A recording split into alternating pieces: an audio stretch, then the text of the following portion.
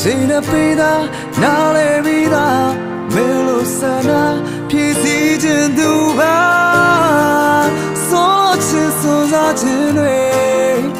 ပေးဆက်ခြင်းရဲ့တတ်ပါပေးရကူပါအပေးဦးသဘောမထားပါချီနူလိုက်ရတာ